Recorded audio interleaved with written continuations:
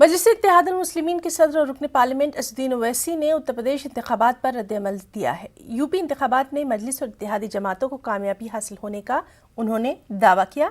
इस मौके पर असदुद्दीन ओवैसी ने कहा कि इक़्तिदार हासिल होने की सूरत में शुरू के 2.5 साल बाबू सिंह कुशवाहा वज़ीर आला होंगे, जबकि अगले 2.5 साल दलित नुमाइंदे को वज़ीर आला बनाया जाएगा। उन्होंने अखिलेश यादव को एक नाअहल लीडर करार दिया।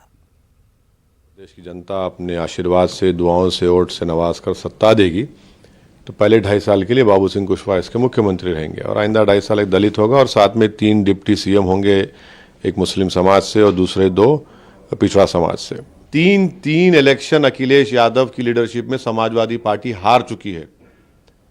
अखिलेश यादव एक नाअहल सियासी लीडर हैं जो अपने पिताजी की मेहनत और एंटाइटलमेंट की पॉलिटिक्स कर रहे हैं। उत्तर प्रदेश में अल्पसंख्यक समाज मुसलमानों का 19% की आबादी है। इनका कोई नेता नहीं है, इनका कोई पॉलिटिकल एम्पावरमेंट नहीं हुआ है।